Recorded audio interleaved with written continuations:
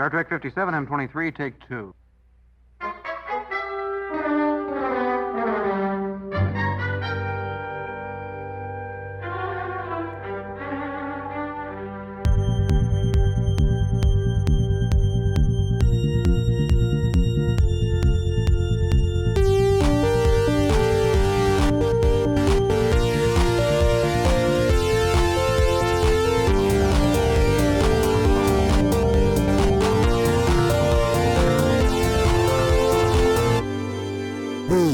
Star Trek Podcast.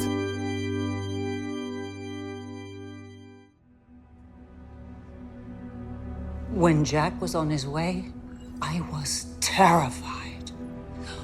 All I knew was that if you're the son of Jean-Luc Picard, there's a target on your back. I lost my parents, then a husband, then my son Wesley, all to the same stars that own you. As a mother, your whole being is about protecting your child. I thought I could protect mine. I didn't know if I could protect yours. All right, let's start the podcast. Riker's a changeling, right? Do you think Riker's a changeling? Whoa, no way. I think Riker's a changeling. You think Riker's a changeling? I sort of had that feeling. Natalie had that feeling. I didn't have that feeling at all. I think Riker's freaking me out. He's weirding me out. Yeah, it is. It's a little bit too much. All right. Oh, how about this? We can discuss that at some point in this podcast episode, but not just yet. Well, because of his whole attitude at the end? Well, we can discuss it, but I was saying we got to do all the front matter bits. The front matter. The front matter, yeah. We have I got to some start. front matter. It's got Star Trek. I got some front matter for your back matter. Oh, Okay. this is. You said that before. have I to never stop- quite understood how to stop the interpret abuse. that. Yeah. All right. So, yes, it is the It's Got Star Trek podcast. It is episode 174 of the It's Got Star Trek podcast. Let me tell you what the episode's called. And Dan, we are waiting called Succotash. with bated breath for the name of the episode. Pull it up from your database. 17 seconds.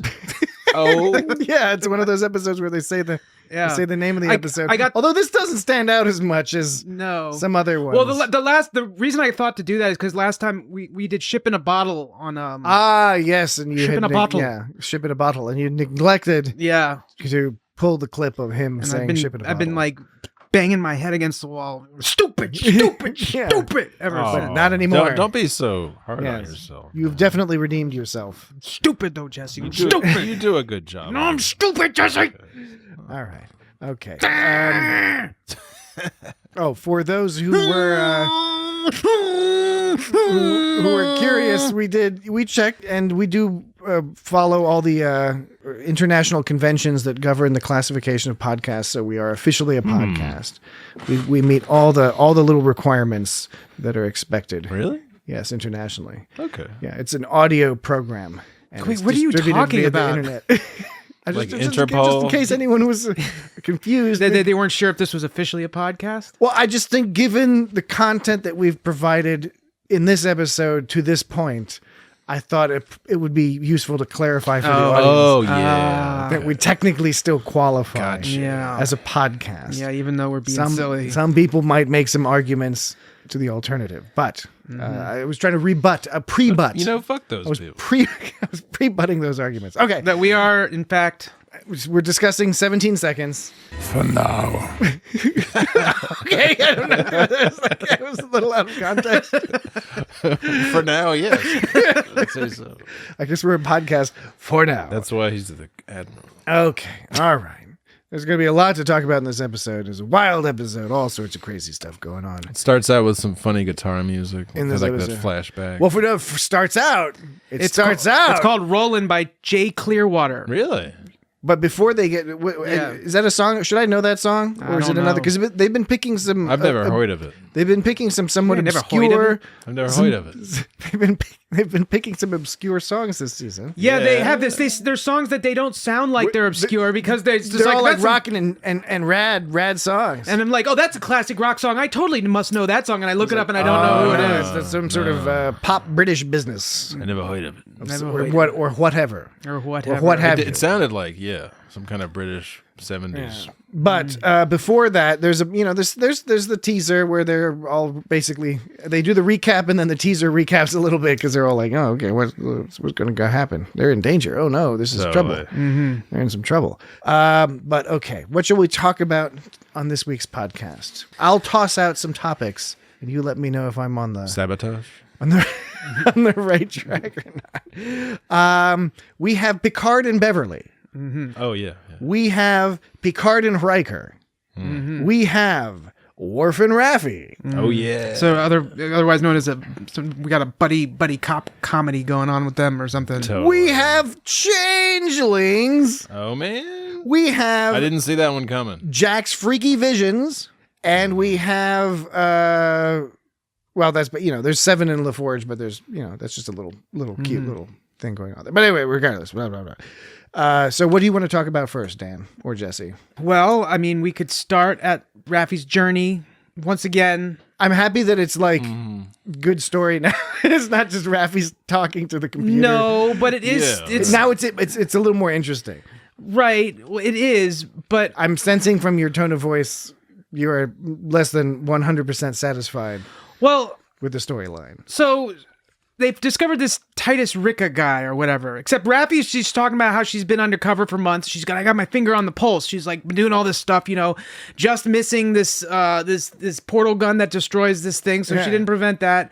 She just happens to know somebody who knows Sneed, but that didn't matter. That didn't go anywhere. Again, this is all, like we mentioned last episode, this is all happening on Mtalis Prime. Right. Like all this stuff is happening in one Right, planet. right. Which I don't know, that may be technically more realistic, but it doesn't feel very Star Trek. Well, you were talking about how you don't like Patrick. You were talking about how you don't think Star Trek does the underworld stuff very well. Yeah. What is it? Is it that it's underworldy, but it doesn't feel like Star Trek, or is it just like No, it's all very Star Trek, and it's not even intended as a complaint. It's just that the aesthetic of Star Trek, I think, has trouble when they want to show some like gritty drug crime den stuff, but they never quite pull it off. It always looks silly. Now, on the other hand, the What's guy with the eye shit? well, the guy they got, the what's his name? Tychus Bravo? Not Tycho Titus Brahe.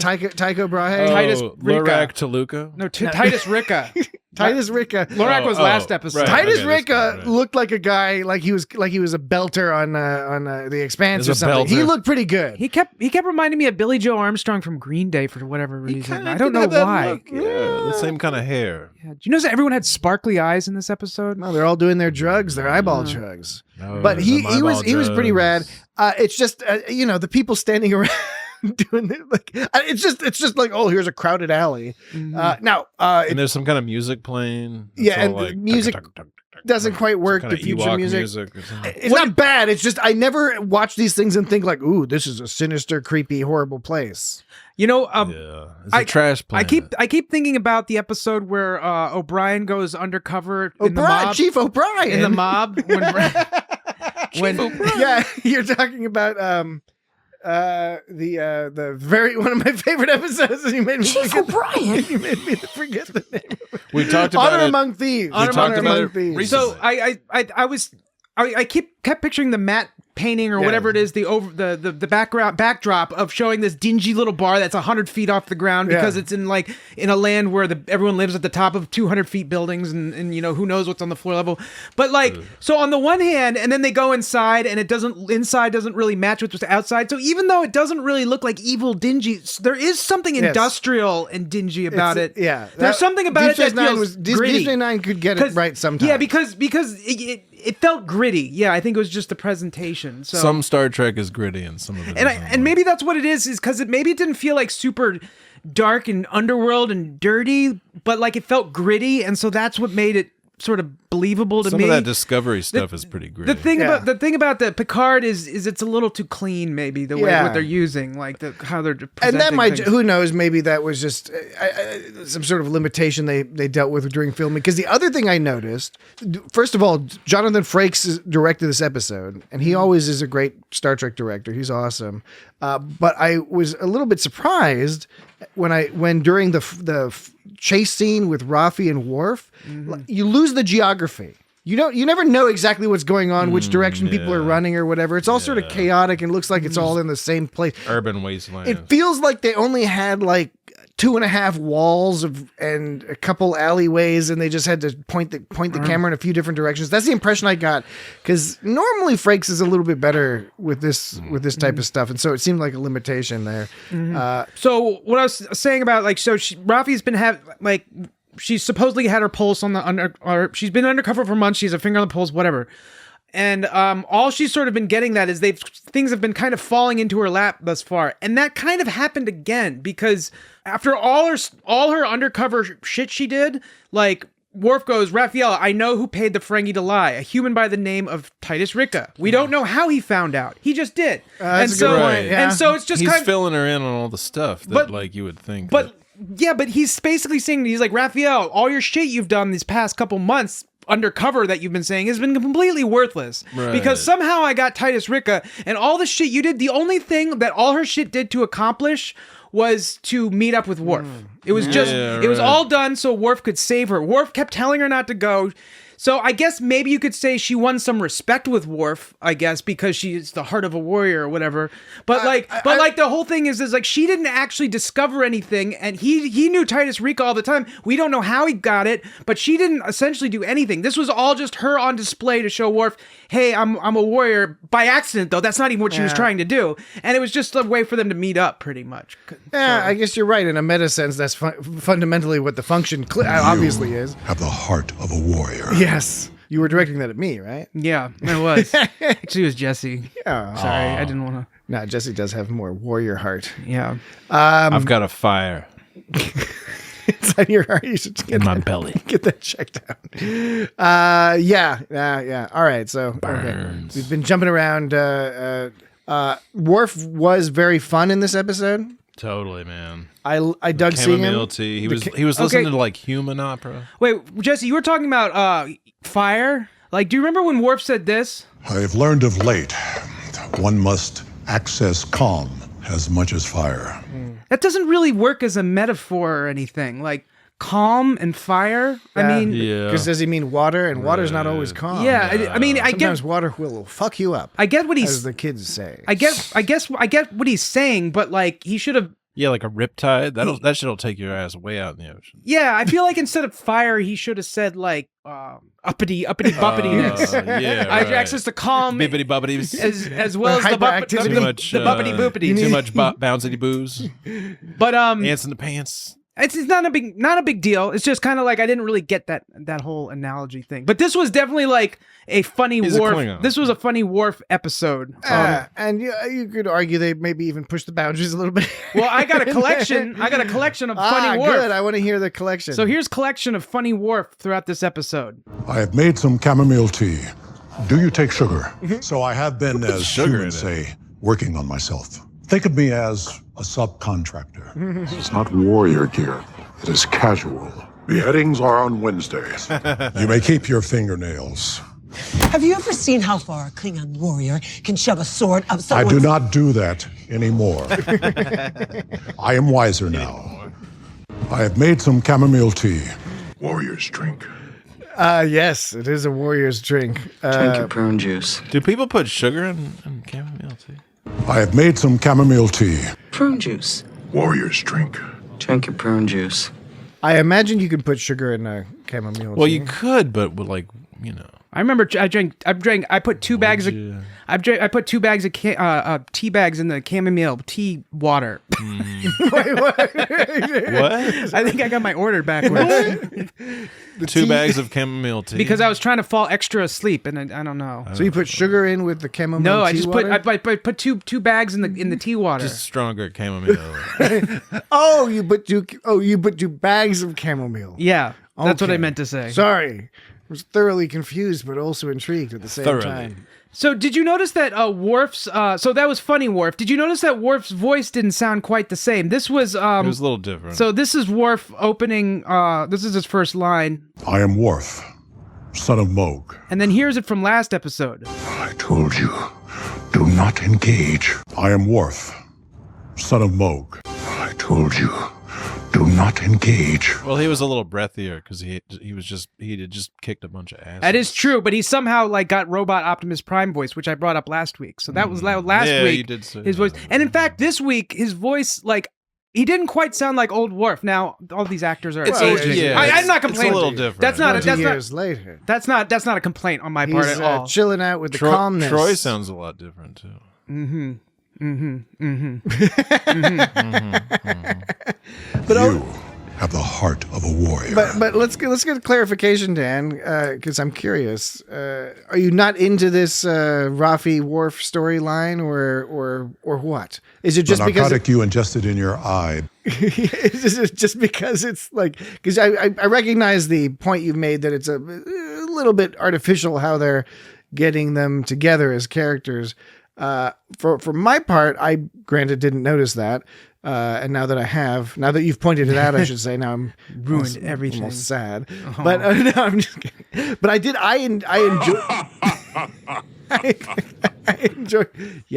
I enjoyed their interactions, and it's a fun little relationship. No, I do. I do like the relationship. There's the potential there. But so Totally. when they were talking to I smacked my lips again. they were talking about to the shapeshifter, which they still switch back and forth between shapeshifter Changeling. and changeling. And I Did somebody say shapeshifter? Seven of Nine said changeling, and so They all said changeling. I Which think did maybe they all? one is derogatory. Well, isn't changeling derogatory? Shapeshifter. Isn't changeling is derogatory. Changeling. No, because in that You're a episode, fucking changeling. because in the episode where does sound bad. where Odo goes down to the planet with the little girl, And the holograms. the holograms, Hologram. the holograms, The holograms. Oh man, I brought up that episode. I didn't even have it ready. But that episode with the holograms, and she was like, "You're a change." No, he was like, "I'm a shapeshifter." And she's like, "You mean a changeling?" She was like, "You mean a changeling?" So like, like one of those gooey dudes. Holograms? Yeah, so maybe these all the people who are using the term changeling, Prune juice. Warriors drink. Drink your prune juice. maybe they're all using it in a pejorative sense. yeah. So I'm wondering like why. Well, Also, I definitions swear I've heard shapeshifter before. I mean, we've heard shapeshifter before, but not in this. I don't think it was in this episode. Not in this episode. You're right. I don't think they talked about it in this. I think it was all. You're right. changeling. I think you're right. I think it was. It's Did you all do been a search changeling. on your script on your scripts episodes download? 2 and 3? Yeah, I did do a search, and I didn't find it.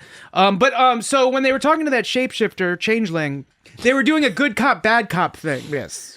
And It took Rafi a second to figure out that that's what. I don't think she really realized that that's what was going on. So there's that.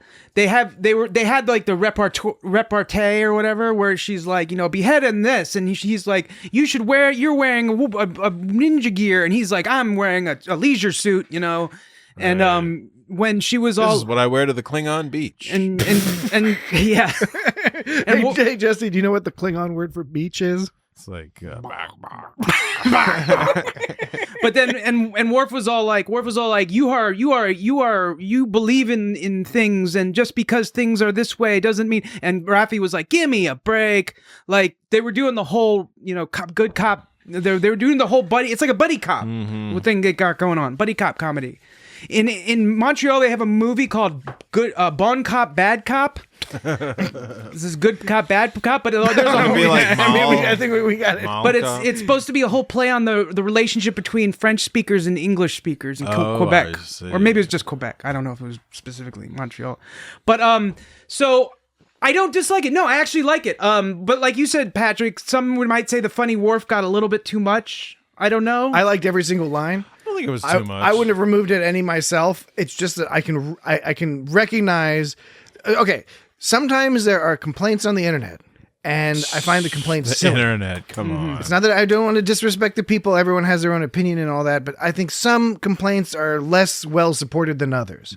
I think somebody having a subjective discomfort with Worf saying phrases like, he's working on himself. Yeah. Or talking about beheadings are on Wednesday. or shoving spikes up people's buttholes. Yeah. Right. Those are all, I love it all, but I can also recognize if somebody else might not like it as much. And the one thing I did feel about all this Worf humor is it worked for him. It was good Worf humor, but it almost started feeling like Vulcan or like Spock or Data humor. It almost started falling into that one-liner, slightly askew, ha ha ha, boo hoo. It's like, oh wait, this guy's making a joke. Here we The go. narcotic you ingested in your eye. Yeah, well, that's not a good example of what I'm talking about. that's just him making a statement. I love when you pull clips that are not like inherently humorous. It's just like, here's The narcotic you ingested in your eye. here's a piece of throwaway dialogue. Yeah, I know. There's not even particularly relevant to the plot. It doesn't really fit into any kind of casual conversation. That's why. That's your secret genius, Dan. That's my secret That's genius. your secret, less secret. He's a changeling. Isn't that gross? Yeah. He's a changeling. It was pretty gross. He's a changeling. Yeah, that's gross. So I think that the humor is interesting that you that does make sense to compare it to like Vulcan or Data. I like the Cupid episode of TNG. I'm one of the people that likes that episode, and I don't find the humor stupid. Like the I am not a merry man. I love that shit. I eat that shit up. That shit's made for fucking me. Worf smashing Geordi's loot when Geordi's plucking away at it all shittily. Right. I eat that shit up. Drink your prune juice. That episode's got some good bits. I didn't have a problem with the humor specifically. I thought it was kind of I think when he said the beheadings on Wednesday, I was a little bit like, okay, haha, okay. You know, like I was fine with it all. It's just, that was Did you just make that voice? Like, Did you speak that voice out loud as you were watching this episode? And it was like my neighbors were looking through the window and I was sitting there going, Your cats a weird were smile. looking over. Yeah. Like, what is this guy doing? And I had this like dumb smile on my face going, yeah, dumb smile. This guy with a dumb smile. Yeah. Wait, where do you watch TV? In your living room or your basement? My basement is my living room. There you go. Okay, so He's a modern your man. neighbors probably can't see in your basement. Oh, it's got a floor window. Yeah, they come and they all like bend down. They're like, "Is everything okay down there, Dan? You could see my shit from the street. Is everything okay down there, man. Dan?" You could see my shit from the street, and I would have no idea. Really? I could put a curtain up, but I don't want to. All right. Well, there you're you not go. really. You know, what are you doing there? What am I doing down there? Don't you want to know? He's a changeling. So no, I think Raffi and Worf make a good pair. They make a good pair, and it should be fun. You know, they're both irreverent. Well, she's irreverent, and he's becoming irreverent or something. I don't know. Yeah. Like he's getting a little bit, but she's all like she is definitely like Joe. Just use the word fucking irreverent a third time, but she is. And I'm quite fond of you using the word irreverent. Irreverent. It just flows so jauntily off of your tongue. You're insane. Irreverent. And he keeps calling her by like her full name that like Raffaella. nobody's ever said. Like, but he's supposed to be like, you know, Mr. Anal Klingon kind of guy. He's like, That's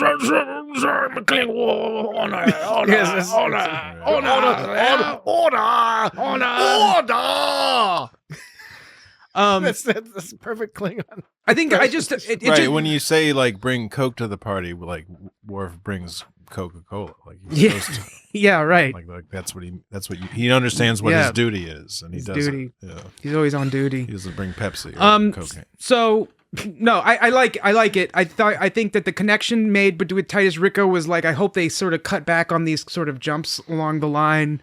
I'm glad that now that Raffi and Worf are together, maybe they can finally focus on the relationship in them. Because I guess everything was just sort of like trying to jump to that point. Everything was just kind of leading up to that point with that storyline, and hopefully now that they're there, they can continue with them working together and buddy cop and like, you know, being jokey together but they'll start Worf's cuddling. but Worf's a Klingon, so maybe he doesn't joke quite right, but he's still able to say beheadings on Wednesday, which I He's guess lived you could on say Earth for a while. That's the thing, is he gets the joke right, he just doesn't deliver it, and that's the whole point of a Klingon. I don't know, we'll see. I think what's interesting about thinking when you think about how writers and producers, how they're approaching putting a story over the course of 10 episodes, and you think you kind of wanted this story to start like here.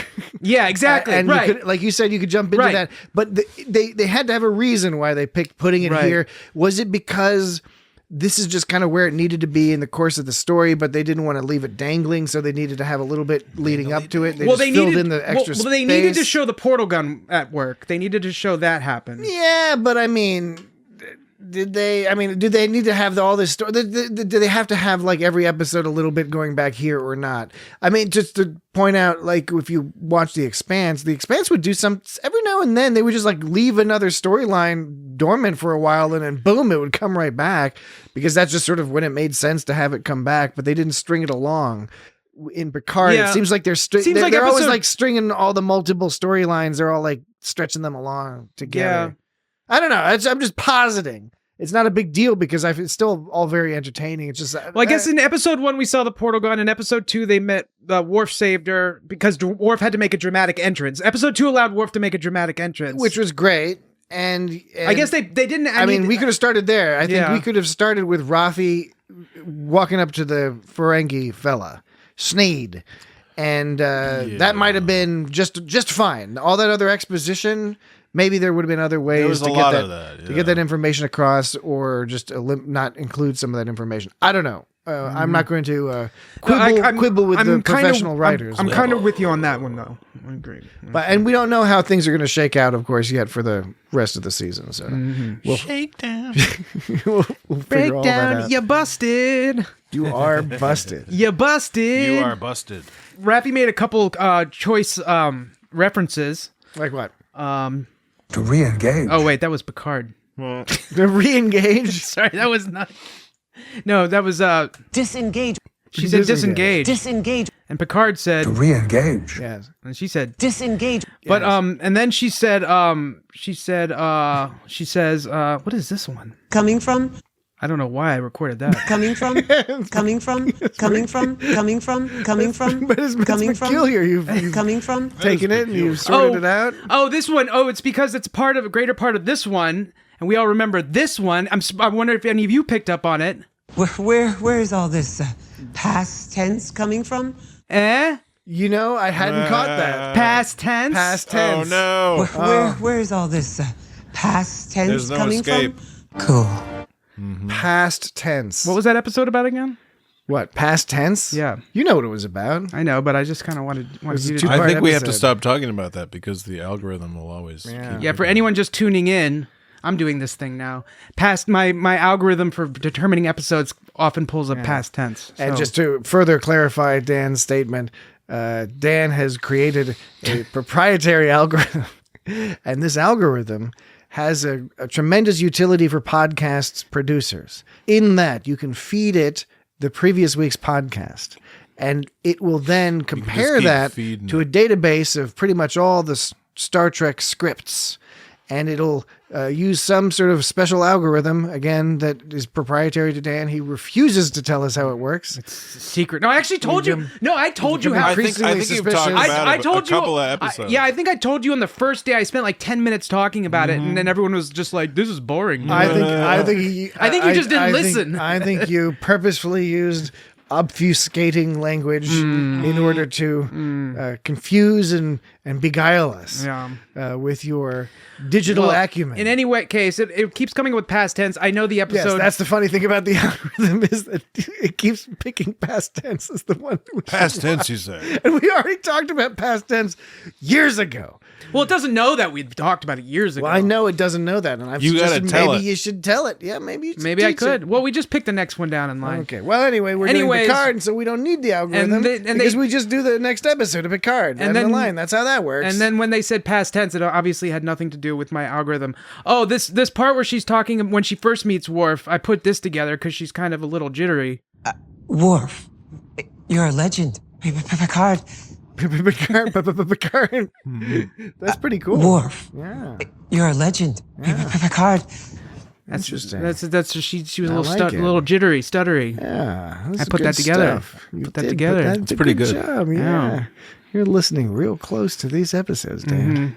You got your ear to the I'm worried about you. Ear to the proverbial speaker. You're just all like, listening and shit. So, is there anything else to say about Worf and Raffi? No, I don't know. I think it covers. I just in general, Worf is pretty badass. It's an evolution of the character. We'll see where it goes. I mean, I hope we learn a little bit more about what his situation is, because he referred to having, his interests were aligned with Star Trek. Or Star Trek. Yep, sure were. His interests, I mean, that's Michael Dorn's interests are aligned with Star Trek. Worf's interests were aligned with Starfleet. What exactly does that mean? That's interesting. What is his... He's not in Starfleet anymore. He's not in Starfleet. Is he still an ambassador? Is he doing his own thing? Is he a Dahar master by this point? When he was swinging his batleth around, did you see that did that slowly speed down camera trick? When he was swinging his batleth? Was he using a batleth or what? Isn't that called like a mechleth or something? Or was it a mechleth? I forget the name right. of it. It wasn't. You're right. Yeah, or maybe it's some new thing. Yeah, you're right. It I wasn't a batleth. No, sorry, my bad. I'm not good when it comes to this. It was a swordy thing. To the sharp-edged weapons. So, but no, if you look at the camera did that thing where it sped up and slowed down ever so slightly, like it was like being real slow, and then when he wished it past Zack the camera, Snyder style, it went yeah, slow flightly. Yeah. Did you notice that? Yeah. I did not notice that. And so apparently something's even bigger than the portal gun. We don't know what could possibly be big. That portal gun seems pretty fucked up. So you mean whatever else is at the Daystrom Institute? Yeah. So we have a more definitive connection between these two storylines this season. There's the Vatic storyline, and then there's the Worf Raffi storyline. From this storyline, we now know more concretely what's going on here. Something's happening with the changelings and all that. And so that's pretty rad. And that's, I think, the main thing about... I'm curious to see how these storylines converge. Yeah. Mm-hmm. I wasn't expecting changelings. I was thinking about it, because I don't know exactly why, but when they kept saying their faces were moving, and they were encountering different people like Starfleet and Klingons and all this other stuff. So kind of seemed like it's either a conspiracy across a lot of different groups, or it's somebody who can change their appearance, which could be various groups, but changelings are one of them. So last episode. Do you think Vedic is a changeling? Vedic, whatever her name is. Captain Vatic. Vatic. I'm curious about that. I don't know if she's a changeling or if she's just using them or manipulating them or in league with them somehow. So this episode, Beverly was giving this line. We were on a supply run to Sarnia Prime, and Jack was jumped by Fenris Rangers. Then Klingons boarded us a day later. They were trying to take him. Then went to Starfleet, and still they came for him. Everywhere we go, someone turns on us. And then last episode, Jack Crusher says something similar. Who is it out there? Whoops, that's not what it is. Who is it out Wait, there? oh shit. I don't know. First it was Fenris Rangers. Oh, wait, sorry, that was right. Who is it out there? I don't know. First it was Fenris Rangers. Then Klingons a day later. Then 3 guys in Starfleet uniforms tried to prime direct me into an early grave. We've been running for months. They do. Yeah. Whoever's piloting that ship has resources. And speaking of Fenris Ranger, banana. and speaking of Fenris Ranger, at that last episode at the beginning, at the end of the Fenris Ranger's Shady Dude interaction, he's all like, "Reach out to the marked woman. We found him." The marked woman. So the marked woman is marked woman. I seem to remember like making that connection, and you guys were just like, "Nah, yeah." No, I don't think so. You guys didn't believe me. No, I think we. That doesn't sound like us. No, it doesn't sound like us whatsoever, Dan. Well, we got to roll back to tape. All right. Well, what we'll do is we'll take a break. Write us. So We'll take a break. So that Fenris Ranger, those Fenris Ranger dudes were shapeshifters. Yes.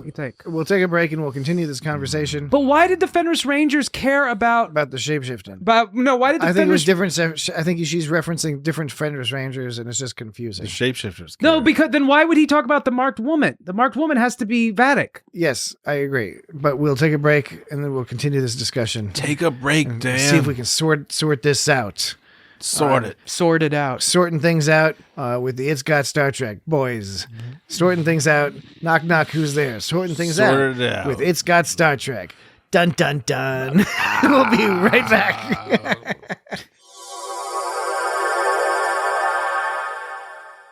All right, we're back. We're back, and this is... Hey. It's Got Star Trek time. Did you know that we were back? Welcome. One more time. Welcome, yes. Welcome again to Captain Vatic. For now. So Beverly was talking about the Fenris Rangers, Klingons, and Starfleet. Oh my. And then Jack Crusher was doing the same thing. And then at the beginning of that last episode, there was the Fenris Ranger who was corrupt Fenris Ranger who was taking a bribe from Jack Crusher, and then he talked to the marked woman. Yeah, right. Now, Patrick is saying that those Fenris Rangers weren't the shapeshifters, but they were still contacting the marked woman. So why would Fenris Rangers and a separate set of Fenris Rangers that were shapeshifters both be contacting Vadic?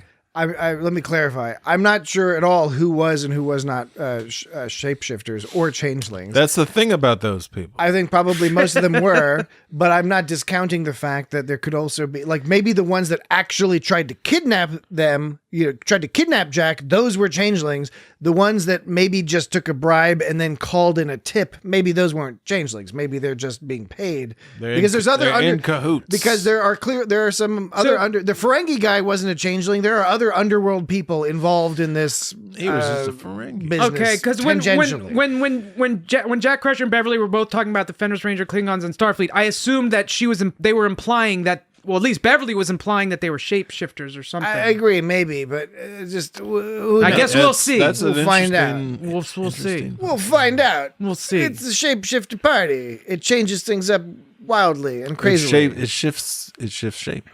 Mm-hmm. Ship shape. Let's talk about a different thing. No, we can still talk about. Let's keep talking about talking about the changelings. Okay, so the they're terrorists. Okay. Terrorists. Okay, so that's, I guess the understanding is that this is some group of changelings, shapeshifters, or shapeshifters, a shapeshifter splinter. The founders. They're connecting this to the end of the Dominion War. The Link. What is it called? The Link. Yes, the Great Link. The founders live in the Great Link. And Worfall big goo. Worfall referenced Odo. It was all sad. Worf referenced Odo. Yeah. But bringing this in is very interesting because the Dominion War is pretty awesome. It's an interesting period of time, revealing all sorts of interesting things about the Federation and all that, largely covered on Deep Space Nine and a few other places periodically. So bringing that back is pretty awesome. Classic Star Trek. And the idea of sort of rogue changelings is pretty rad. Originally on Deep Space Nine, they talked about how in the Great Link, they sent out 100 units of changeling. I don't know how you measure changeling. I don't know if it's like a cup or a pint. I don't know if it's a pint of changeling. Maybe in the quart. So the Great Link. But they sent out 100 to explore. A cubit. But a cubit, that's a thing. That's one of them things. A cubit is a unit of distance as opposed to volume, I think. Yeah, it is. But it's a little confusing about the Great Link, because the Great Link, when you're talking about sending it ain't always so great, let me tell you that much. If you're talking about sending it depends which corner of the Great Link you're slurping around at. If you're talking about sending at a given time. If you're talking about shapeshifters sending like a unit of shapeshifter out, that sort of ignores the fact that Odo had his own being and personality, because all 100 had their own being and personality. The Great Link has never been it's not a unified. It's metaphysical, but they're individuals that they're are individuals all glooping around. Together, they're all glooping around with each other. Yeah. So they just call them a unit, meaning it's Borgish. So there's an Odo. It's a Borgish vibe. There's an Odo unit. There's a floppy organic Borgish vibe. Gooey. So why don't they just call them persons? They should just call them persons, because the unit implies that you can mix and match them. I called it a unit. Yeah, I know. Look at the unit. Critique me, but you're all like acting like the producers called them. I didn't act like anything. You said that they were sending out units of I don't know how I don't know what you referred to them as. It's the Great Link. They squirted out 100 bits and into all directions. I was not criticizing Star Trek or anything. I was just clarifying what it means. Let's get to my point. What it means to be a shapeshifter. All I was asking was, can the gooeys live in vacuum? Are one in of vacuum? These, what do you mean? Like they squirt around? Did they just squirt them through space, or did they put them in ships? I don't recall if that was specified. It could be that they only become active when they splurt down onto a planet where they get found. We're getting real squirty. With Odo got found up near the wormhole. They didn't know about the wormhole because he'd been squirted through the wormhole, but they didn't know about the wormhole. They found him floating there, but I don't know. They might have found him floating in a little tube. I thought you were in a rush to make a point, Patrick. No, my point was made. A little which pale. Is this one? Are these one of these 100 potentially related to this schism in some fashion or another? Maybe they were still out there and they weren't so keen on the Dominion giving up to the Federation, even though the Federation was about to genocide them, which is a whole complicated thing. So go watch Deep Space Nine if you want to know the details. But the long and the short of it is that these guys are formidable because they can look like anybody. It would be cool if shapeshifters could like gloop together and become a greater like monster, Like Voltron. Yeah, that's a good point. You would expect that they could do that. Maybe they can do that. Would they be? But they wouldn't be a unified consciousness. They'd still be two conscious. Well,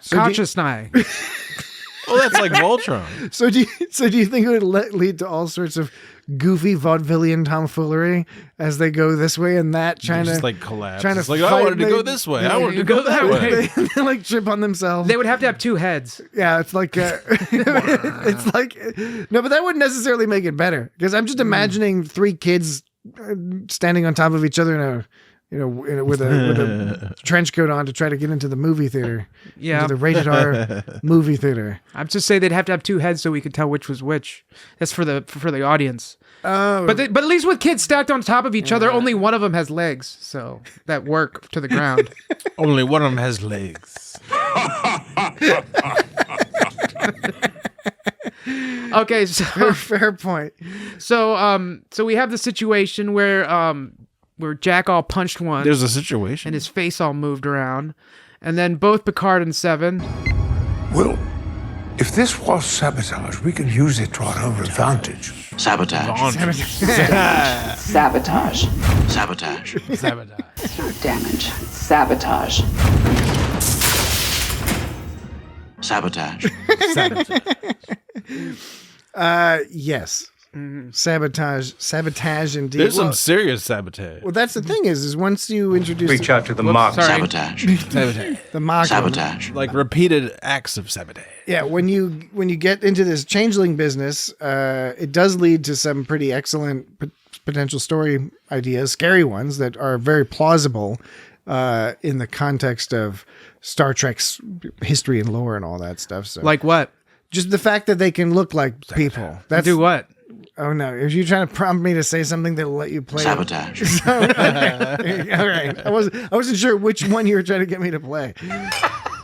All right. So yes, all we know at this stage is that they're planning something big. We'll see if the writers follow through with something that matches the expectations that they're laying down here, because this whole portal weapon business is pretty fucking badass. Oh, man. Yeah. So if you're like the device saying that they're using this as just some sort of like hilarious distraction, okay, then I'm really curious what this is going to be then. That Portal thing, it reminded me of two video games. Number one, it reminded me of the game Portal, which is a real game, but also Is it really? It also reminded me of this game Outer Wilds, where you're like going through a time hole, and when you go through there's two time holes next to each other, and when you go into one, you see the other one of you coming out the exit time hole before you get in the entrance time hole, because it's a time hole. But is the one going out the exit one all like old and withered? No, it's the same age. It's just because like when you go in the entrance, you're gonna come out the exit before you go in the entrance, because it's a time hole. I'm gonna stay out of your time hole. But it probably depends on which time hole, right? If you're going into an entrance time hole that went a second back in time. But what if it went a second forward in time? So would you see it coming out before you go? But you don't need anything to go a second forward in time. No, you would see it coming. No, you're already going. If it was 10 seconds, you wouldn't see it till later. It's only good if it goes back in time, because then it like leaves before you enter. Yeah, that's the only way it's useful. It's the only way. It's the only way, dude. The only way. Going forward in time, totally pointless. Totally pointless, dude. What's the point? So that was pretty. No, I thought it was fun, that whole flying through the porthole thing. And Vatic looked a little stressed actually when she was like not sure if it was gonna work or something. She looked a little. She wasn't all laffy doodle. She was all This episode was a little less laffy doodle. And there's a few things going on here. First of all, it was way less laffy doodle. There was some serious shit. This is all Star Trek II Nebula hiding action. Okay, so they're doing some riff on that. However, then they've mentioned this business about bioelectric business. Oh yeah, the Nebula is some biomarkers and electric markers. So that is at least a hint that this nebula thing is alive in some fashion. Electrical and biological signatures? Yes, electrical That's what it and was. biological signatures. Now, is it alive as in the nebula is alive, it's a creature, or is it the souls of creatures trapped there over eons? Is Whoa, this a that's similar pretty creature fucked up. to in the Elysium, the Kingdom of Elysia episode of Strange New Worlds? Right, yeah. What's going on here? There's something going on here. They keep mentioning these biowaves, the bioelectric business. So that's whoa. That's I bet they'll find out. I don't even know what in the was next that? episode. I bet What was they're that? going to encounter the biological signatures. You played a sound that sounded like some craziness. What is it? Is it somebody throwing a ninja star? Throwing star?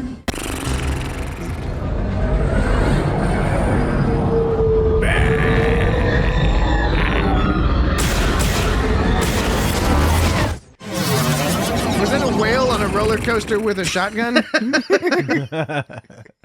No, I think it was something to do with the ship. I can't remember what the ship was doing, but it was doing something. The ship, the Shrike, by the way, has its own version of the Imperial. The Shrike. Has its own version of the Imperial March from Star Wars, and that is this.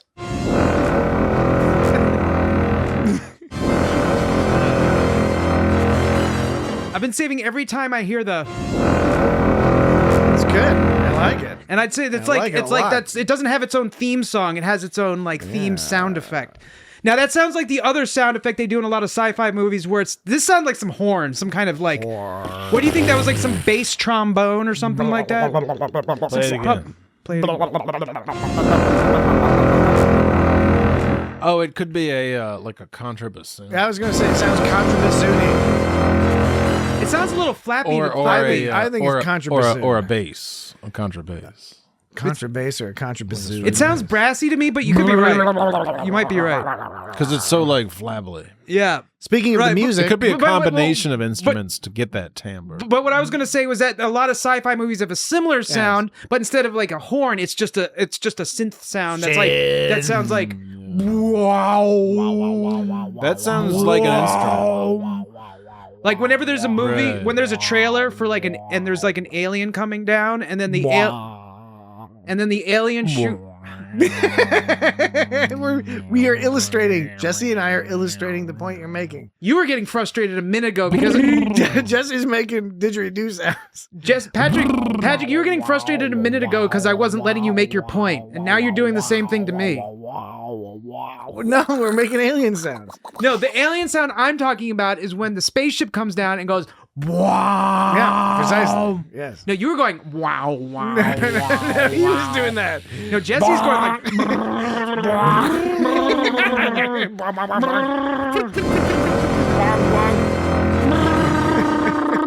Got any cat? Got any cat? Willie. Ouch! Stop no, throwing your boomerang. That doesn't sound like Alf at all anymore. Stop throwing your boomerang at me. Oh, hey there. What are you doing throwing your boomerang Stop at throwing me? your boomerang at me. No. This is your fault. There's the Star Trek II Nebula action, except it might be alive. So, okay. We'll see Keep about saying that. things are alive. I'm just saying the nebula's And I alive. keep thinking this thing from Pulp Fiction. I know we're not going to talk about We're Pulp not going to Fiction. talk about that. Not this week. If you know, you know. But yes, Things being alive. The nebula may be alive. God damn it! I can't think of that word anymore. Some people may think that the nebula is alive. No, They may perceive the nebula to be alive. Who thinks that? Who thinks the I'm nebula just is saying alive? It's feasible The sensors. that in the context of the show, the meta context as well as the on-camera context, is possible that somebody at some point perceives the nebula to be alive. That's what he thought. Somebody may think that. It could be the ensign, science officer. Who knows? But yes. So the nebula may be alive. We'll find out more about that next week, presumably. There's something going on. What's in the middle of the nebula? I don't know. Do you know? Do you know, Jesse? I don't know. Do you know, Dan? No, I don't think any of us knows, but it seems the Vulcan science officer is like, no, not cool to go down there. So there's something. Maybe it'll be that guy's in the middle. That guy's daughter from the lower deck. Not lower decks. The strange new world. Yes, could be all sorts of things down there. We'll find out. Vatic, I agree, did look a little less confident, a little bit more stressed, even though they were, they were having some level of success. And again, analyzing what's going on here, Vatic is happy to throw some torpedoes and other zaps and ding dongs and all that stuff towards the Titan. Maybe that's what that was. The wormhole effect? No, that was the throwing the zip zaps at the people. All right. Well, so what I'm getting at is that, as we mentioned last week, it seems like Vatic she needs to get Jack. She wants Jack, and she needs to get him alive somehow. Maybe she doesn't care if he's a little injured or something. Maybe she doesn't even care if he's alive, but at least she wants the body. Maybe she just needs his DNA for something. Who knows? But maybe they're going to make another Picard. It could be. A few people on the internet have posited that maybe she needs Picard DNA, but he's a robot golem now. So maybe they'll make. That's why they need Jack's DNA, because it's like close enough or something. They'll make a. Oh, that's interesting. I was thinking maybe they'll make a Picard body from Picard clonage, and then they'll put the golem soul in the body, the real. Golem soul. So Picard will have a real body again. Or so you're saying they're going to put Picard's brain into Jack Crusher, and they're going to live together? It's going to be a man with two brains scenario? Well, they're like going to... the Steve Martin film? No, not like that. Was it Lily Tomlin? Steve Martin and Lily Tomlin? No, they're going to... man with two brains. They're going to clone Picard and put his brain back in his clone, so he'll have some other body instead of... I heard he's positronic. That kind of body. Positronic. Hey. So that's one possible theory. I think he got a screw loose. However, there's something special about Jack Crusher. There must be. It could be that it's his genetic profile. It could be he has some knowledge or information that Vatic needs. Who knows? Presumably we'll find out more. But we do get another potential clue this week in Jack Crusher having visions, which could only be called visions, that were in the gauzy, cockeyed, directorial style of Wormhole Prophet style, Deep Space Nine style visions. I posit this. I am not alone in positing this, but I posit this because of the style of those visions. Are you talking about when he saw Seven saying connect the branches, and she had those vines were growing behind her, snarglies behind her, and then he saw a creepy door. Yeah, and then there was a voice saying "We'll be together soon" or something like that. So what are you positing that this is? I'm just positing that this could be. So, okay, we have an alien, or no, we have an antagonist who has stolen a wormhole gun. Everyone keeps calling it a portal gun, but it's effectively a instant wormhole gun. That's what it seems to be, right? So they're making a wormhole gun. Well, it looks like that's. I mean. It's tomato. I mean, wormhole, portal gun. I mean, they both. But I'm stating that for a specific reason. Okay. So the Daystrom Institute has done this. They've invented this thing. Vatic has stolen this wormhole gun, and now she wants Jack Crusher. Jack Crusher is getting visions that are very similar to the wormhole alien prophets from Deep Space Nine. Is it possible that using the wormhole gun makes the prophets like weirded out or upset or something? So there's something going on there. I don't know. It could be completely unrelated, but given how much this season of the show has focused on references to other Star Trek shows, including a lot of DS9 stuff, it seems a little bit like it's hard for they want us to think that, in my opinion. Whether it's a red herring or not, they want us to think of the prophets' visions when they have known characters voicing weird things in a gauzy weird setup. And then of course, Gauzy. it's a gauzy. You know, like it was all bright and like oversat. You know, like you know what I'm saying? Yeah. You know what I'm It saying? sounds like you're saying gaudy. Flowers. No, not gaudy. Well, this Some kind of portal weapon, sir. Dimensional folding interspatial singularity. So is that in line with the wormhole? I think they are weirdly not saying word hole. Singularity. I think when that guy, you think they're doing it on purpose? I think they are conspicuously not Yes, saying okay. wormhole because it's gonna come down to the wormhole aliens. Wormhole aliens, they dance around in the wormhole. We come from the void. Flying around. So that guy, Talking in the voices of other people. so that guy that sabotaged Sabotage. the place, he made his appearance earlier in the episode because he was strangely correcting that one helmsperson on something. Like she was like, "There's no sign of the strike," and he was all like, "There's no visuals of the strike." And then like later on, you notice she's like all going like oh, there's no visuals. Here, I have the sound, but let's just show you. This is the first. Okay, This is the first time, and then the next time. All right. And keep in mind, the guy talking is the guy who's the saboteur. Yeah. Stern, report. Negative, Captain. Still no sign. No visuals of the strike. Bridge. Visual contact of the strike. See, so she. You not remember this part? Wasn't he also the guy that Riker stopped when they came on board the Titan originally? Wasn't it the same guy who Riker looks at him all like he's whatever, or like, and then Picard and Riker pass him by? What episode was this in? In the first episode, wasn't it? Oh, I don't remember. All I remember is when they come on the Titan, they were doing the fake inspection of the row of people. Right. I believe Oh, it's is that the guy? person who Riker kind of like I looks think at you're for a right, second. yeah. Okay. So I was just confused Because Riker is a changeling. Okay, we'll get to that in a second. I was just confused because I didn't understand why he was all correcting her on the way she was like saying like, I don't know, because he's a changeling. it was just weird. It just didn't make any That guy's sense a changeling? because she was like, "I see no sign of the strike," and It's he's not like, the real and Riker. he was like, "Not sign of the. You see me, and you see no visuals of it." And then later on, she's all like, blah, blah, blah, blah, blah. I'm not making my point. I'm just gonna play the sound effect one more time then. Stern, report.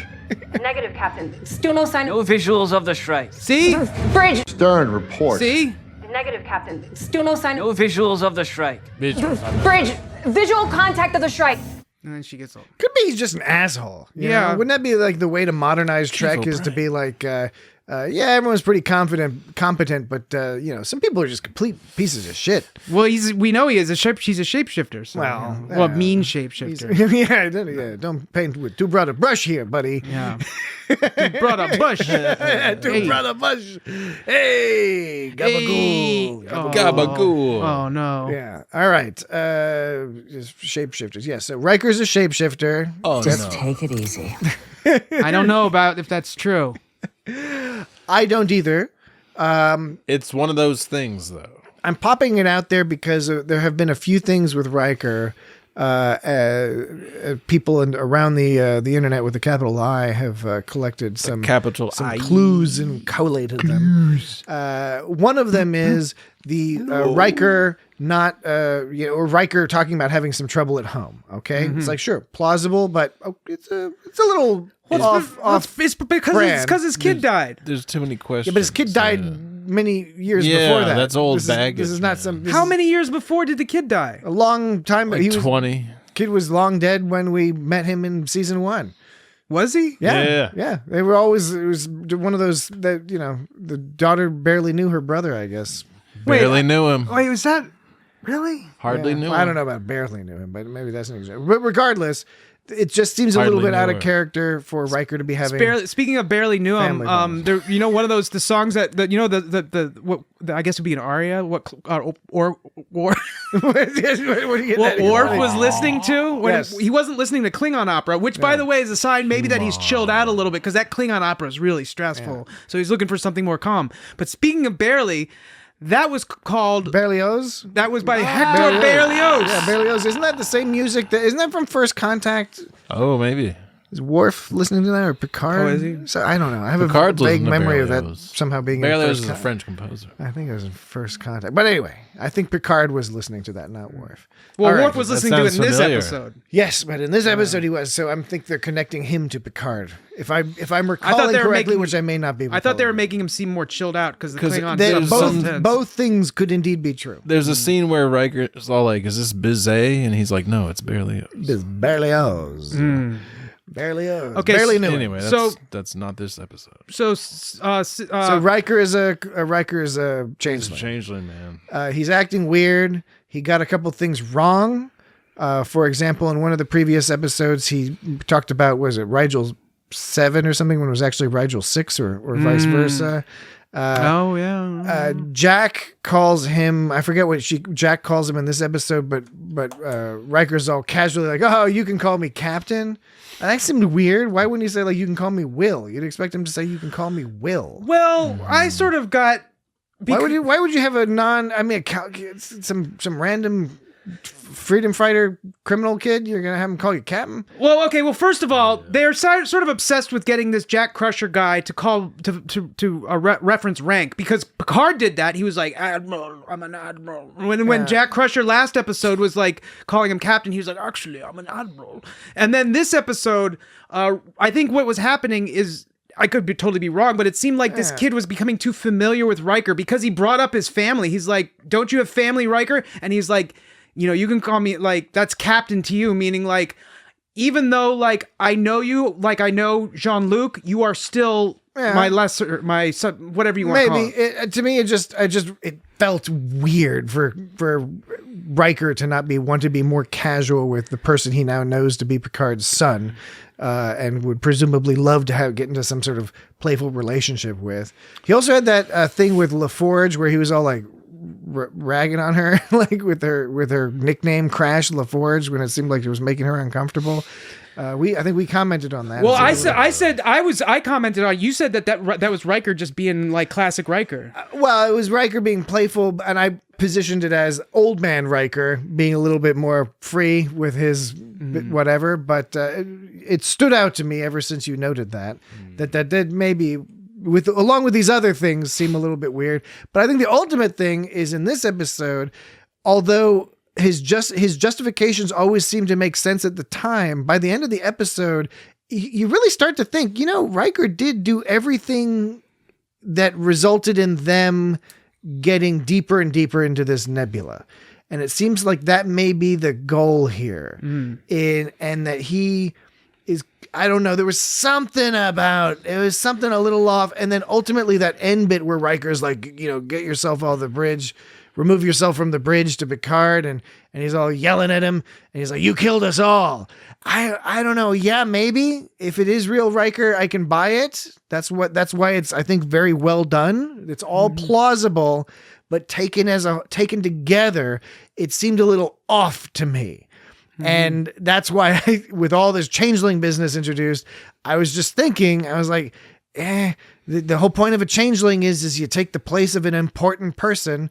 And it's not going to be Picard. And it said trust no one, including Riker. I doubt it would be Beverly, and the vibe doesn't seem right for it to be Jack. Kind of works for Riker, and it could be Riker. It could be who knows, maybe LaForge or something. But Riker's right there, and I don't know. I don't know. We'll see. It's a vibe thing. This could be all pointless. It's Riker. People listening in the future will be fake like, Riker. "You guys are so stupid. Stupid. Can you believe that they got that so wrong? Looking back, it makes so much sense. It was a fake Picard. It's such the a perfect whole crystal time. story. It crystallizes perfectly. You should have guessed it." That's what they'll be saying. So I accept that. I thought it was the whole "call me Captain" thing was a little weird. Like I said, at first I thought he was being playful with Jack at first because he saw so much of Jean-Luc in him. But then at the end, it was getting too familiar, and he was like, watch out, whatever. It is kind of weird. What I thought was weirder though was the last line that he gave to Jean-Luc, and that was kind of like you said, that was a little bit seeming out of character of Riker, but then you also don't know what direction that the writers are going to take it, Yeah. Like, you don't know if they're going to decide to take something in a surprising direction. And it's like, it's like if you don't know if they did that on purpose or if they just decided to have a different interpretation of the show. I'll tell you what kind of made me think this way, and I'm certainly not alone on this. I think other people think in this direction as well. Is it goes back to that Riker mentioning the trouble with Deanna and his daughter, because it had a similar vibe, not the same by any means, but it had a similar vibe to the episode of Deep Space Nine where Thomas Riker shows up disguised as Riker and gets up to some shenanigans. And part of that is he goes up to O'Brien and immediately like yells at O'Brien, is like, I'm not going to talk to you. You know why I'm not going to talk to you. And O'Brien's like, I don't know what the fuck he's talking about, but I'm not going to bother him, and feels all bad about it. But it was like a way to like get somebody to not look deeper into the story. And so I was thinking maybe he was doing that to get Riker. Maybe this guy's I don't know. Maybe he's just trying to. But it could be all nonsense. So I don't want to waste too much time on it. But I think that last. But Riker's a changeling. That whole interchange. I reserve the right to completely retract this entire opinion in the future if evidence contrary to this opinion comes out. Fair enough. I reserve that right. But I bet you it doesn't. But we'll see. Just anyway, take it easy. You take it easy. I didn't mean to interrupt you, Dan. Please continue, and then we'll take another quick break. Okay, so this relates, of course, to the whole like interesting exchange starting at when Riker became the captain of the ship, right? He was all like, "I'm the captain now." He's like, "I'm the captain." He became the captain, and Picard relented to him at first. He was like, "Oh yeah, I'll call you number one and stuff." But over the course of the episode, we're finding that Picard never really had any intention of letting Riker take control. And now, I'm wondering, is this because Picard didn't think that Riker had the chops, or is it just because Picard can't help himself? Because Picard was like, you should call me number one, but of course he never followed through that, and never once did he respect one of Riker's opinions at all. Because Riker's a changeling. Do you think he just knew the whole time? I don't think he knows that, but I think it's more evidence that Riker's a changeling is that there's at such odds here. On the other hand, it's perfectly plausible, and the way it's played out is that what the actual argument is, like leave aside this Riker's a changeling thing, then the actual argument is between Picard is accusing Riker of being weak and feckless because of the death of his son or whatever. Right, and that's what he did when Picard was all saying like, I know what it's like to feel lost, and which is a fucked up thing to say for Picard, because he thought just because he was scared that Jack was going to die for like 2 seconds, and Riker did lose his kid. Right? Picard's like saying, I know what you're going through, when Picard has no idea what he's going through. But what Picard is doing here, and what they're having Picard do, is he is partly projecting and then partly thinking, okay, you have to do something. I have to do something to fix my relationship with my son. I have to do something to save this relationship, both literally and, well, I guess literally and literally. He needs to save their lives, and he wants to aggressively recover lost time with his son. And so he's trying to take the more aggressive route as compared to Riker. But also, alternatively, Riker's a changeling, and and Picard's tactics would have worked out perfectly from the beginning. Just take it easy. Yeah. All right. How about this? We'll take a break. You take it easy. Let's take a break. I have a couple more things to yes, say and on then that. we'll wrap. We'll continue this conversation. Dan will make a couple more points about this conversation when we return from the break. A couple more points. Be right back.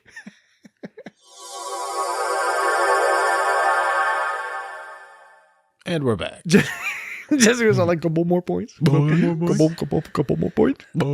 Couple more points. I thought what I thought Picard was being aggressive about it because like they've been playing Picard out since the first season to be someone who sort of commands control. Like when he was assuming in the first season, like he was that the Admiral was just going to give him a bunch of shit he wanted, and she was like, sit down. And in this one, when Beverly was all like, Jean-Luc, when the galaxy comes calling, you love, like Picard like has never been in a subservient position to Riker. And so I think I just took it as to mean like Picard is just not able to sort of handle that. I do have a clip, although the clip is 3 minutes long. That's too long. But it's what's the clip of? I call it the descent. It's from when Picard first gets control, or first becomes when Riker first gets control. All right, you're doing a great job. Am I doing well? Laying down the context here. Well, we could try this out as an experiment. We could play this overlong clip, and we can discuss it along the way. Right. And Dan will know, based off of the quality of looks that Jesse and I are sending his way, whether they are on the dirtier side or on the more or on the delighted side. Okay, I'm opening myself for vulnerability. Dirty looks, Dan will know how to interpret those. Delighted looks, he will also presumably know how to interpret those. A prelude to this is when Shaw hands it over, and even when Shaw's like being like, "I submit to you, you're the better captain," he's still just like, "You take care, you handle this shit, fuck you." Well, he's like, my head's all fucked up. Yeah. You got us into this. You are gonna get us out. Computer. Transfer command. Captain William Riker, Pro-Tem. Authorization, Shaw. Pro-Tem, is that what he said? Pro-Tem? Bravo Delta. Bravo Delta. Bravo. So even when it's being like, you got this shit under control, he's still like being like, fuck you, you deal with this burden. Anyway, so here's the point after which Picard and Riker do their thing. Well, I think it might be time you called me number one. I'm open to your input. Never calls him Thank number you, one. Captain. Well, she's corralling us, holding us in the air so that she or that energy surge can cripple us until we're defenseless. Yeah. We're running out of chances here, Captain. I am well aware. Chances. If this was sabotage, we could use it to our own Sabotage. as a diversion. Yes, stop the leak, create a dead end to the Shrike's trail. Pivot hard. Race out of here. No, use it to set a trap. Instead of fleeing, we end the trail and reposition behind the Shrike. Every single example. Dead to rights. It makes tactical sense, but no, you said it earlier. We can no longer risk the lives of this crew. As soon as the leak is fixed, we're going to make a final run for it. Tell engineering to prepare for warp again. At what point do we get a DMCA takedown? Probably 2 minutes ago. She doesn't know that we know that we're being tracked. I understand. You're amped up. You have a son on board. Exactly and what it's affecting happened. Well, why? I'm taking the ship and her crew home. Home!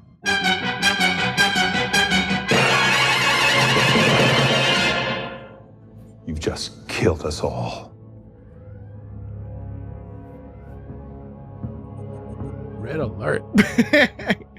I'm almost 100% certain I will Red have to edit alarm. out the majority of that. Oh, why? To avoid precisely as you were suggesting. Sabotage.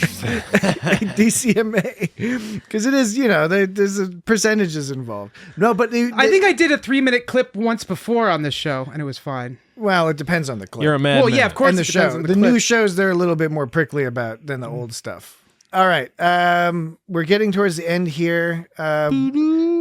What other major points did we need to make? Oh, we haven't talked about Picard and Beverly, which they had another really great scene. Last episode ended with that very powerful scene of them just looking at each other and communicating. This is where they actually have it out. And I was kind of interested in their discussion is very interesting because they both, I think, make pretty darn good arguments for why they are upset with each other. Mm-hmm.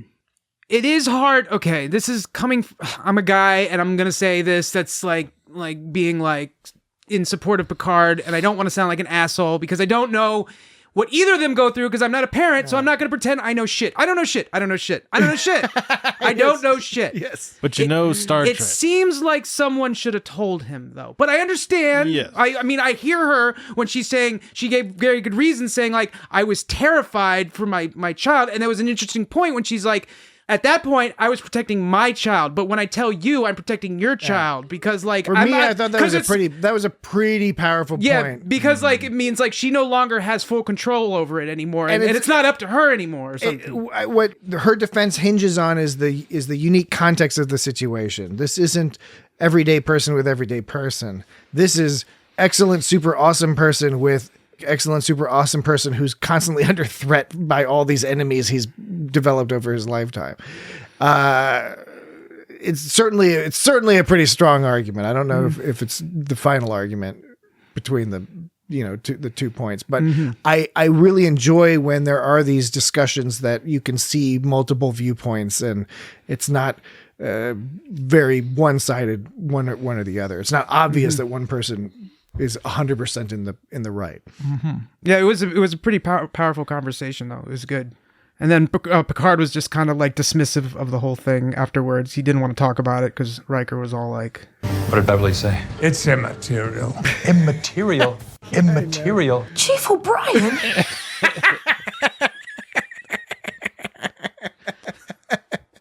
For real.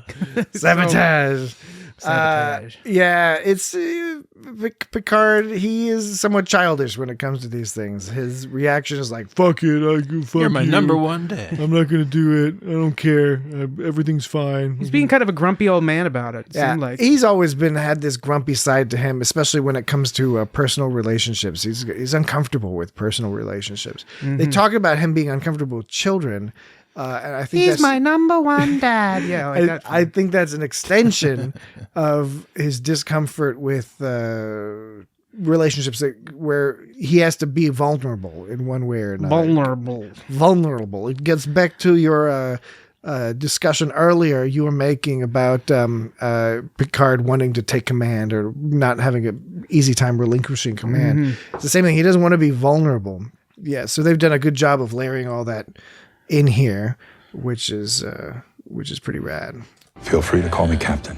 When Riker said to Jack, he was like, when Jack was like, I didn't ask for this, I never would, because reference to why people are putting their lives on the lines for him. And Jack's like, I would never ask for that. And Riker's like, I know, but now you've got to own it. The best thing you can do is give them a reason to feel good about it. That's a good point where it's like, I didn't ask for this bullshit. I'm like, people are blaming me for some shit that I didn't want to cause them, and Riker's like, doesn't matter. You got at this point, it's like you got to own it, and that's like straight up from that's the Riker way right there. I think is just just be confident. Maybe he's not shit. a changeling. Well, or maybe the changelings just read his dossier. They studied. I thought the reason he was all timid was because he was he got timid from his son. Well, that's certainly what Picard was saying. Yeah, right. I guess that's what that's not reading between the lines would dictate that it would be that. So I think we've sort of already drifted into our odds and ends section because that sounded like either an odd or an end. What would you say? It was odd or an end? It was a little of both. But there were some other things I thought were interesting. First of all, the Titan A doesn't have a particularly strong hum most of the time. Some places of the ship it does. Maybe they made it quieter. But in sick bay, when Picard and Crusher were having their conversation, there was a hum, but it was quite quiet. I didn't notice anything. It wasn't exactly you didn't notice because it wasn't there. Oh, it wasn't that thrum. Oh, of the Enterprise D, or some of the other delicious spaceships we've found ourselves. There's a few enjoying throughout the course of the Star Trek franchise. See, yeah, I don't know anything. I don't have anything to say about the hum, so I'm going to go into another subject. All right, if that's okay with you. No, it's okay. You looked all excited though. You can totally talk about another. This is the odds and ends section. I never thought about the hum. When I was thinking about before you brought up the whole idea of Riker is a changeling, shapeshifter. He's a changeling, yeah. I was thinking like this was a good chance for Riker and Picard to show Shaw that they aren't just some old fogies, that they do know what they're doing, because they did some pretty pro moves. Like they shot the photon missile to give it a concussion blast, because it like blew it up before it hit the ship, so it had like a wider spread, I guess, of like a force. And I thought the whole deal about going into the nebula, he was like, let's go into the nebula because it'll obscure our sensors and they won't be able to find us, and that's like a pro Star move. Trek 2 style. That's a pro move. So, but now that you're saying Riker is a shapeshifter, it's bringing everything into question. But then I don't understand how he could have those pro moves if he was a shapeshifter. I don't know. That's how you deceive, man. They must have done studying the Riker way. So I don't know. The Riker way. Yeah, the Riker way. I studied the Riker way. But then Riker was like, one thing is Riker was like, we've lost them when they went to Nebula, and then Picard was like, he was like, well, that's what you think. No, he was like, for now. For now. You even played that clip earlier. That's what you think. That's what you think. If Picard had said that's what you think, then I would think that he's the changeling. For now. That's what you think. That's what you think. there were a bunch of music stings that were not exactly the same, but they were reminiscent of John Horner's Star Trek II. You know, there's some of the violin stings where they're like, and then some of the horns are all like, but not that the Klingon one, but like the Star Trek II ones. Well, okay, there was one that reminded me of actually like the Death Star moment in Star Wars, which is actually from Holst's Planets. That's like there's like this is actually direct like lifting from Holst's Planet. This part like from Mars. It's from Holst. Maybe I can't remember which one it is, but it's the one that's Mars. like. I think that's Mars. I think that's Mars. The God of War. And that was and a lot of John Williams' Star Wars was based on the Holst Planets, but this was on this episode. Sir, we're going right through.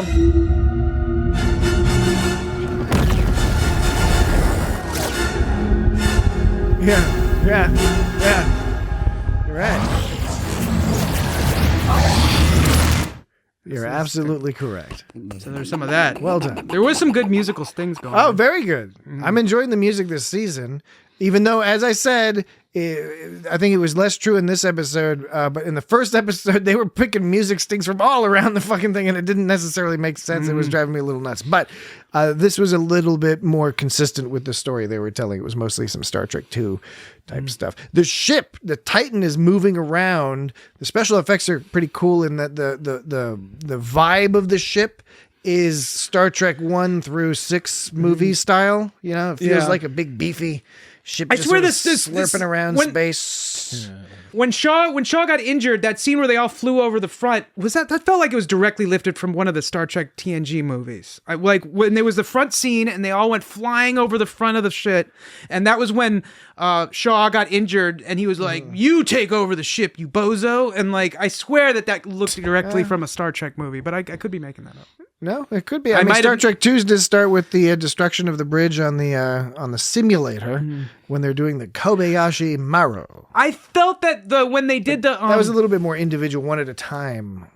What was there was a city scene. They had a city scene. I can't remember what it was. A city scene? There was like an establishing shot of a city. It was a computer generated city. And you're talking about on Metalis Prime? Oh no! Early on, that was L.A. It started out in there was that de-aged scene when they were in Guinan's bar in L.A.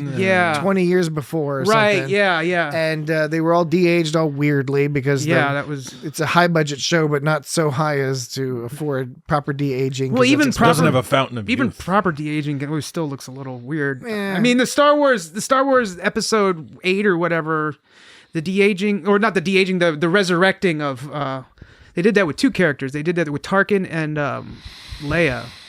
That was like a high budget movie, and those looked fucking weird. That was an early. But regardless, it was. What are you gonna do? It wasn't the best. Well, so the establishing shot of the city itself was like Los Angeles. Los Angeles. Was never heard of it. It was a little weird because it felt like they just didn't. It felt like they could have put a little more time in it. It's like they were on the right track to make a convincing city backdrop, but they ran out of time because it just seemed like it was like low on some details. Time is the fire in which we burn. So it's not necessarily that it was a bad CGI. It was just like they didn't spend enough time on it. It could have used more detail or something. I don't know. Something about that city felt a little plastic. Yeah, it was a little off. I will honestly say though that it kind of, some of the special effects that were a little off in this episode almost fed into the nostalgia for me, because it was like, especially that scene that we were talking about with the 7 of 9 in the gauzy light with the veins. Keep saying gauzy. Yeah, the what do you call it? The obviously very CGI veins in the background. What the hell is that? It looked like a Deep Space Nine episode, or late TNG Deep Space, or mid to early Deep Space Nine. It had that vibe to it, but in super hilariously awesome widescreen, mega high definition widescreen. So I don't know. It was. We'll see. I'm excited. I'm excited where this is gonna go. Keep it squirrely. We do squirrely. Jack pulled. Okay, this is I could. Jack be nimble. Jack be quick. This is a line that I thought that Jack jumped over. It's kind of. The candles. It's kind of that's right, buddy. It's kind of a cliched line. One of these guys, right before he hits that dude. Yeah, the thing about that is, like that line is like, come on, they could have done better than that line. I didn't like that line. It's like the thing about that is, boom. It's like I've heard that before. Like it's like. Because it was the London street tough. Yeah, right. Yeah, One, right. two. In the 1920s. who defeats some bad guys. And then it was followed up. Ruffians. And it was some coppers. It was followed up with like, You're insane. which is like kind of like, I don't know. I don't know about that whole exchange. But yeah, you're right. It was like a ruffian scene. That's how they get you. Yeah. I want to do some alien noises that they translated it and we can read them. I'll tell you what each one means. This first one, I don't know what it means. But this one, so we can learn alien, this one means they're out of sensor range. They're out of sensor range. This is, we've lost them in the nebula. This is, Titan is right where it should be. This is ready to deploy. This is the device is armed. It sounds like there's like the device is armed. Device is armed, ready for your command. Yeah. So that was some we learned slowly over the course of this season. We're gonna have to learn this language that they're speaking. Well, I think there's some other things we can learn too, because I learned some facts. Some behind-the-scene facts that I thought would be interesting, so I thought we could have another entry of Tongo or Fizbin. Do you remember Tongo or Fizbin? Wait, you keep changing the name every week. No, now it's I remember. You reminded me it was something, and now I remember it was Tongo or Fizbin, which is fact or fiction, basically. Tongo or Fizbin, right? Mm-hmm. And so there are 3 facts. One of them is fiction. You tell me which one is fiction. All right. This is some behind-the-scenes shit. Yeah, it's like about the actors. So while working on Picard showrunner Terry Matalas' show 12 Monkeys, Captain Shaw actor Todd Stashwick, right, he worked on that show 12 Monkeys, was known as Simple Todd because he drank 2 to 3 pints of simple syrup at the craft services table each day. This was for the TV show? It wasn't for the TV show. While he was working on the 12 Monkeys show, he just was downing simple syrup every day. That's what I mean. You're not referencing the movie. You're referencing... No, the TV show movie. Because Terry Matalas, who is the Picard showrunner, was the showrunner for the 12 Monkeys show. Okay, that's one. That's one. Now, one of these is fictional. Which is Fizbin. Yes, Fizbin is fictional. Tongo is true. Oh, I get it, because Fizbin's a made-up card game. There you go. You finally got that, right? Yeah, all right. Smart. All right, so the second potential fact is Jonathan Frakes is known as Two Shakes Frakes because he always shakes his penis precisely 2 times when at the urinal. Okay. Two Shakes Frakes. Okay. All right, and then...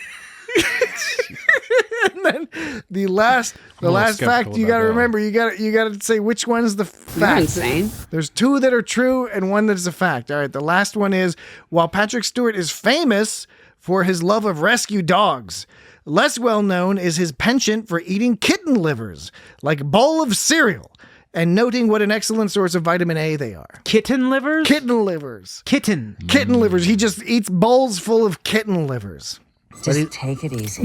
But he loves dogs. So which one is the fiction? Jean-Luc. Any guesses? All right. Oh, wait. Okay.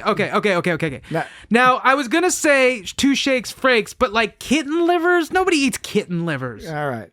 I did play a little bit of a gag on you. They're all fake. They're all true. No, shut up. They're all Get true. the fuck out of here. Every one of those is true. I don't believe you for a second. I know. Kitten livers. I'm sorry, I didn't mean to pull a gag on you, but they're all true. Burn the world. Okay, so I thought another fun episode. But they're not fucking all true. Yes, those are all true. Tongo or Fizbin, those were all Tongo. He's making it up. I'm not making it up. All of those were true. Simple Todd. Someone could get you on defamation. I don't think there's any defamation. Patrick Stewart is famous for loving dogs. He is just not as famous for his his penchant for eating kitten livers. You're relieved. All right. Actually, I'm quite worried. Motherfucker. Hearing those facts, I'm quite You're worried. going to get called for defamation. I mean, you're just trying to distance yourself. You don't get to condemn people before the fact. Yes, it's a good point. Good point, Picard. All right, so Can you please stop looking at me like that? next week.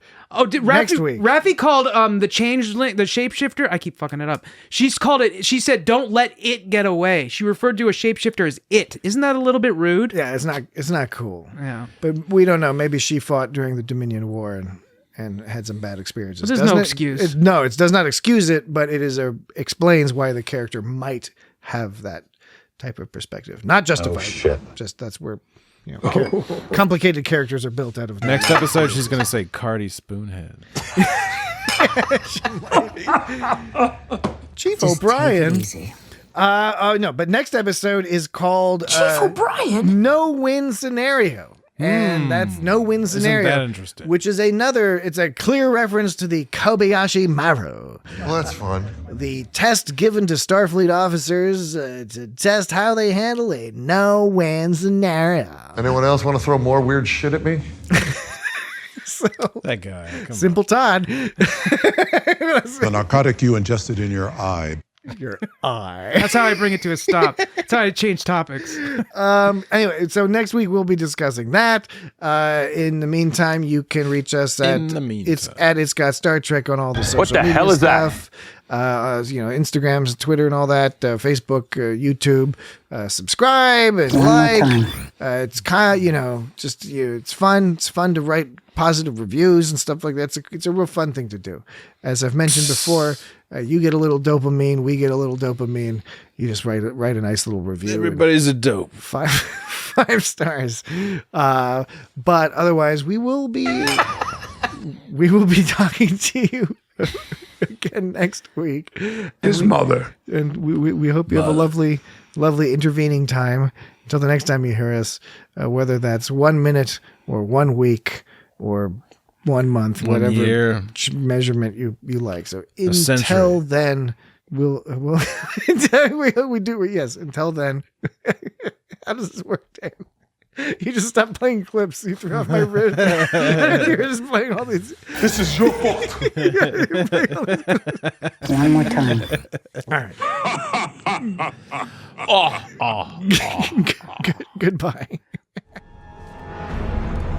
I am Worf, son of Moog, House of Martok, son of Sergei, House of Roshenko, bane to the Duras family, slayer of Gowron. I have made some chamomile tea. Do you take sugar?